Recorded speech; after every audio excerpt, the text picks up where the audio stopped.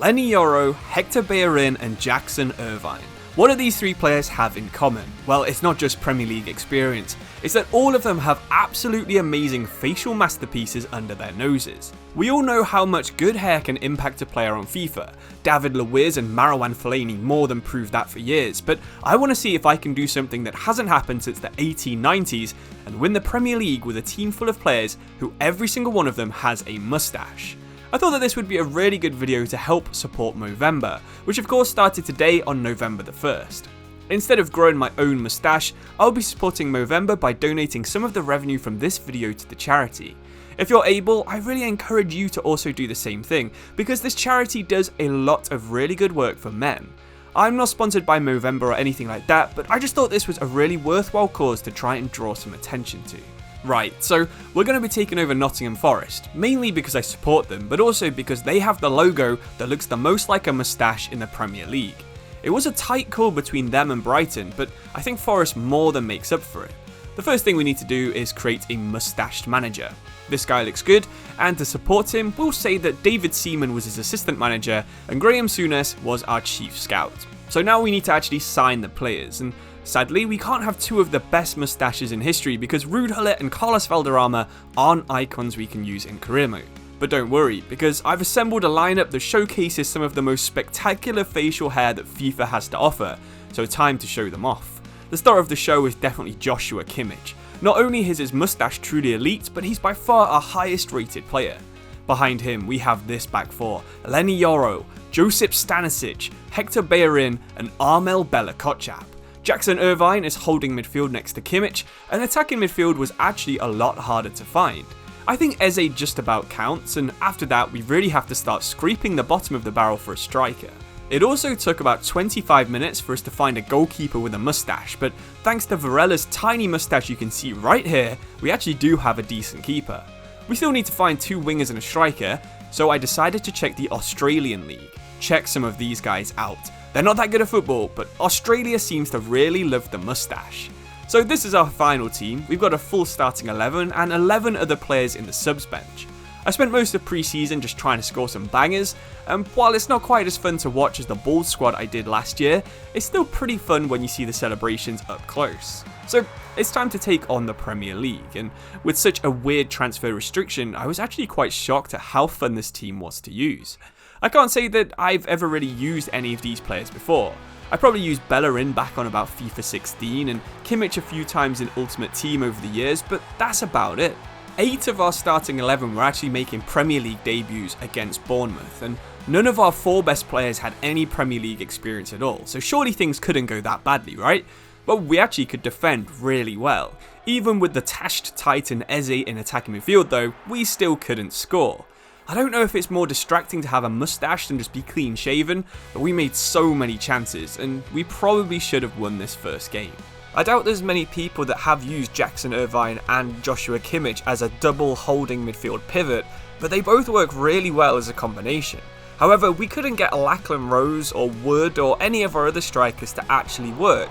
We were just taking long shots from midfield, and Irvine and Kimmich actually ended up with the most expected goals in our entire squad. It's something we probably need to work on if we are going to try and win the title this year, but I guess we'll just take a 0-0 in our first game. Southampton were up next, and we'd already stolen Bella-Kotchap from them. He was one of our moustached magicians at the back, and we were going into this as huge favourites, which I think is fair enough.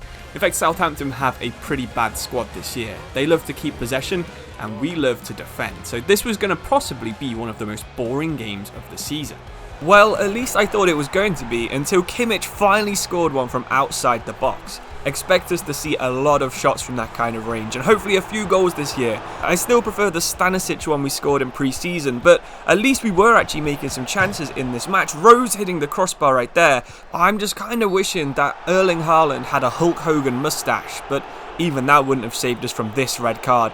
Bella-Kotchap taking out his former teammate Adam Armstrong, and we just had to defend for the last 10 minutes. Thankfully, like we've said several times already, that's exactly what we're the best at doing, and we get our first win in our second game of the season. So, after Southampton and Bournemouth, could we go 3 games unbeaten?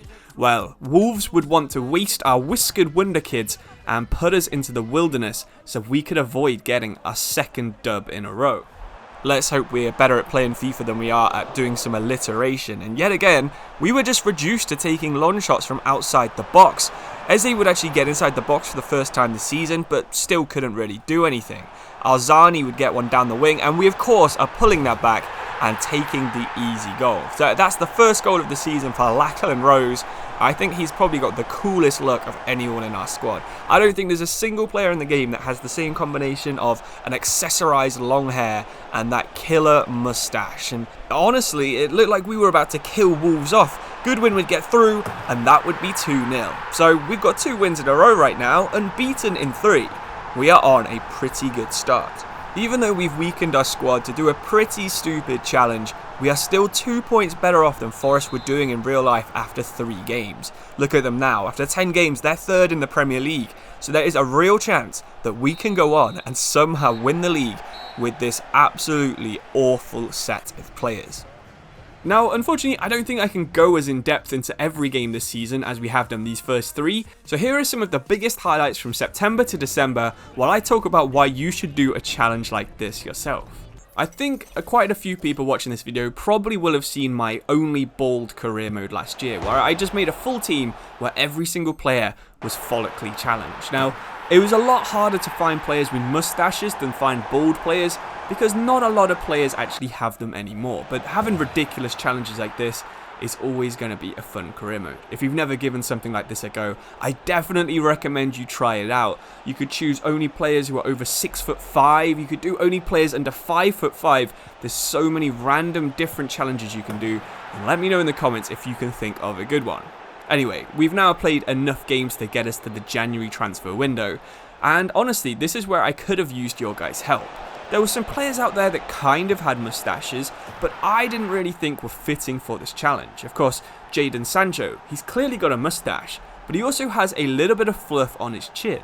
I think if we got away with signing Jadon Sancho, we could also then use Malo Gusto. It was a slippery slide into mustached men, and honestly, I think I did go a little bit too harsh on the restrictions, because some of these guys are absolutely awful, but they're also the only players that are valid for our squad.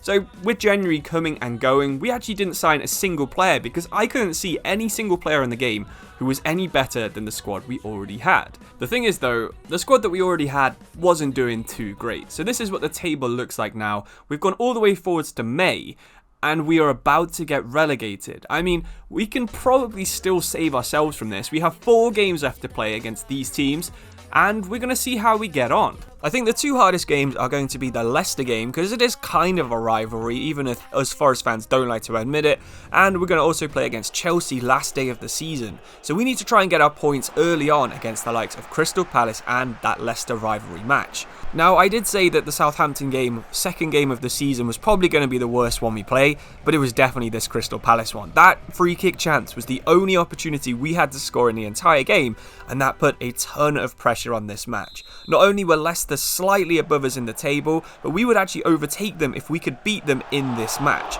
It was a derby match, so the AI plays a little bit tougher, and of course, they have a better team than us. The first 25 minutes was already quite entertaining and very aggressive, and Leicester would score within the first 25 minutes with their corner header bouncing back out towards their striker. We had to wait another 12 minutes before we had a chance to try and equalise. We got our winger down the wing, he cut inside, but somehow Travers would keep us from pulling it back where we had the unmarked striker in the middle.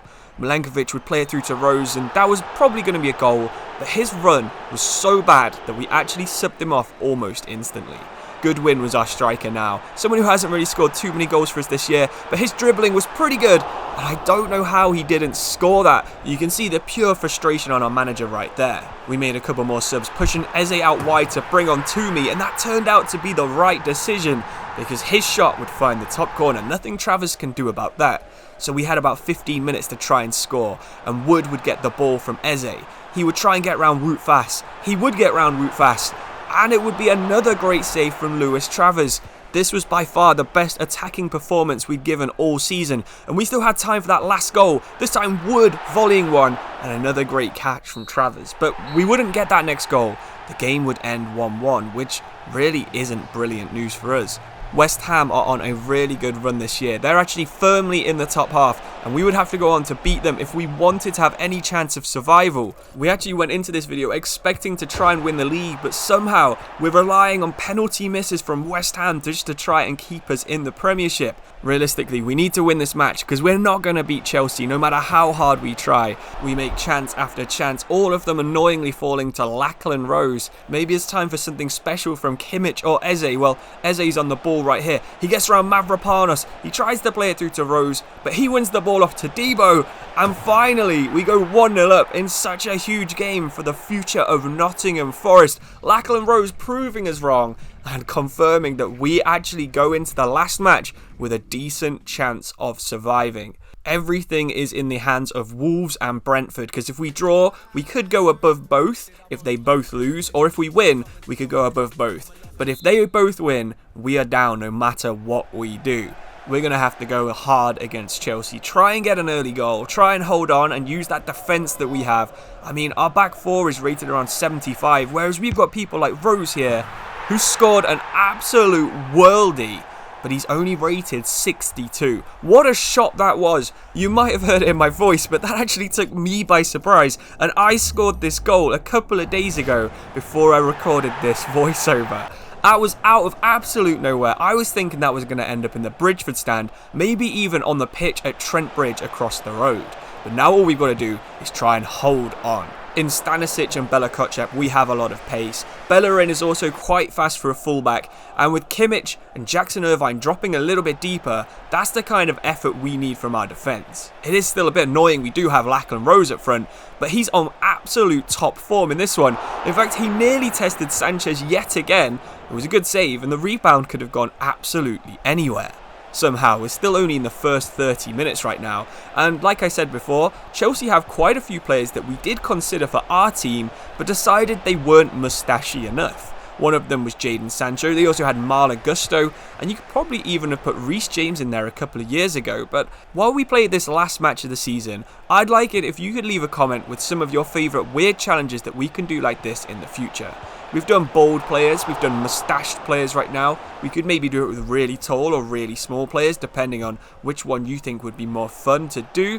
Just let me know what you'd like to see me do in the future. Anyway, back to the Chelsea game. Madueke would just about avoid a big slide tackle, and that could have been horrible if we'd have given away a penalty right there in such an important game. Weirdly, I noticed about 55 minutes in that we were actually still on attacking from when we were trying to score earlier in the game, so we went to defensive to try and park this bus and keep Chelsea out.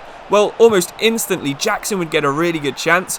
The ball would eventually fall to Palmer and back to Jackson, and it's another really good save from Eduardo Varela. This guy has been absolutely amazing. Even though it took me so long to search for goalkeepers, I'm so glad I found Varela playing in Portugal.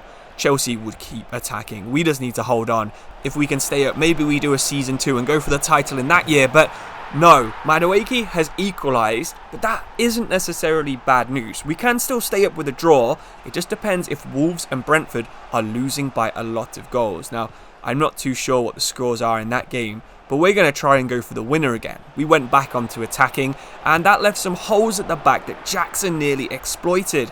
You might have noticed it's been all Chelsea. You might also notice that there's no footage for this part of the video because I somehow deleted the last 20 minutes from my PS5. So you're just going to have to take my word for it when I say Chelsea would score again. I now have the end of the match right here, so you can see that the game did end 2-1 to Chelsea, and I'm not just making that up.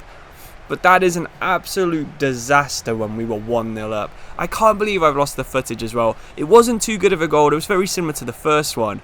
But Chelsea would win 2-1 and we would be relegated. I'm actually so annoyed that we got relegated. I'm very annoyed that I've lost the footage as well, because it just makes the end of the video probably quite disappointing for you guys. But still, hopefully you did enjoy the bits that you watched, and you can believe that we did lose 2-1 in that last match. If you have a little bit of spare money, please do consider donating it to Movember, because they do support a lot of worthwhile causes. Here's the end of the season table, and I'll see you soon. Cheers and goodbye.